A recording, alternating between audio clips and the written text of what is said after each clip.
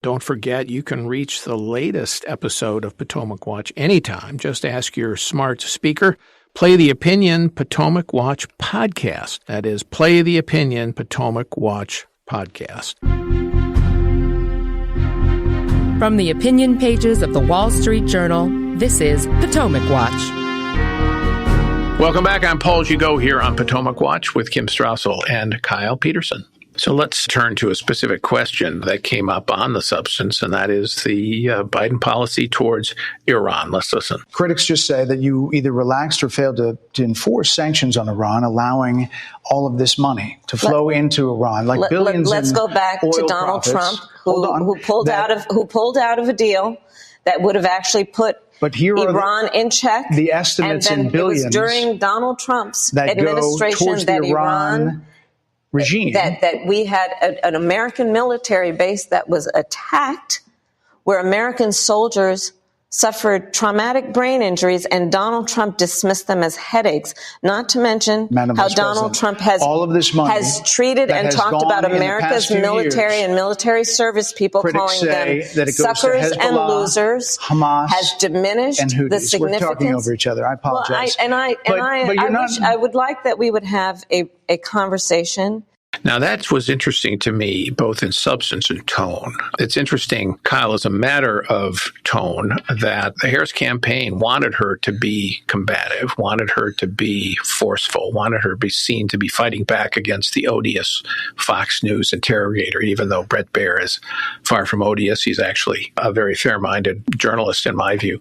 So she really wanted to push that. And the commentary this morning in much of the media from the press is she was terrific, that fighting spirit. She got into a debate with him. She went for an interview. She found a debate, and good for her. She won it. Maybe she did in terms of looking combative. But in substance on Iran, she didn't answer the question about sanctions relief and all the money that flowed to Iran. She didn't answer any question about doing more to deter Iran. Instead, she basically turned around and said that Trump was not tough enough because some Americans were injured and he did nothing about it. Two thoughts there. One, on the strategy of the interview. I mean, you can guess that that's part of what the campaign wanted out of this, is to be able to say that she went on Fox News, she did the interview, she was tough, she stood up to the scrutiny. Some of the reporting that has come out, or explanations that have come out, about how Bret Baier was promised, 20 to 30 minutes, and then she came late, and then they were waving him off with arms when she had to go, putting him up against the time crunch since he has a 6 o'clock show. It seems like that was intentionally part of the strategy, and then to let her filibuster when she came in. I agree, she didn't answer the question on Iran. She kept trying to turn everything back to Trump and how he's not acceptable and unfit. And I think that is the second part of the strategy here by the Harris campaign. It fits with what she's doing outside of this interview on the campaign trail as well. But I think the point was there are a lot of Fox viewers who are probably going to be Trump voters, and there are probably some Fox viewers who are unsure. They see the stuff that Trump is saying on the campaign trail. They remember the ructions of his first term, the things he wanted to do and were talked out of by his advisors. And she's trying to make an argument to them that you don't have to vote for him again. And she kept bringing up all the Republicans, the members of the Trump administration, who do not support the president for a second term. Some of them have been on the campaign trail with Kamala Harris. So, I mean, she wasn't answering some of these questions. She kept turning it back to Donald Trump. And I think that's part of what she was trying to get across, particularly to this viewership. Yeah, Kim, I think Kyle hits the right point there about their strategy. And this fits in with that day, as Kamala Harris said, she appeared with 100 Republicans who are not supporting Trump, who are supporting her, many of them good conservatives who have their reasons for not voting for Trump. And Harris is trying to say that essentially to these swing voters that I'm a safer choice and Donald Trump is the risky choice and I'm a safer kind of change. I think the problem with that argument is she hasn't given us any reason to believe other than the assertion that she is a safer choice. I mean, her rhetoric is certainly not as often nasty and ugly as Trump's is, but on policy, a Republican swing voter who's kind of unhappy with Trump, doesn't want to do that for 4 years, thinks it won't turn out well, looking to say anything to Harris to say, yeah, okay, she's going to be good on energy. She's going to be tough on Iran. She's not going to tax me into oblivion, not going to spend us to, $2 trillion deficits like Biden. You kind of look around and you go, well, where's the peg to hang my hope on?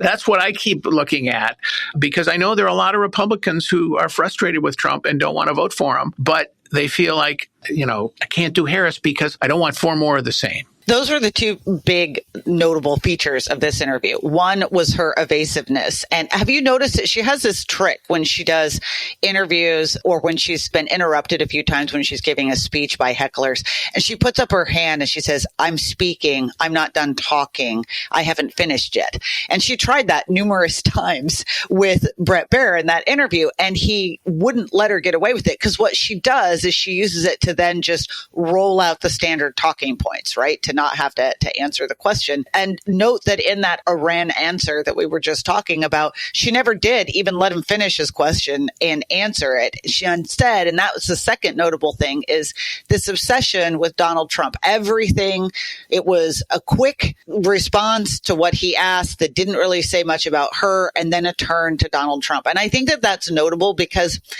the beginning part of her campaign was really like, we're all about joy, focus on me, I'm the new generation, we're going to have an opportunity economy, and it wasn't so much about Donald Trump. Now it's very much attempting to tear him down in the polls. And I think that is a bit of a change in the campaign. It was very much on display. Apparently, Donald Trump actually bears huge responsibility for the border, if you listen to her in that interview.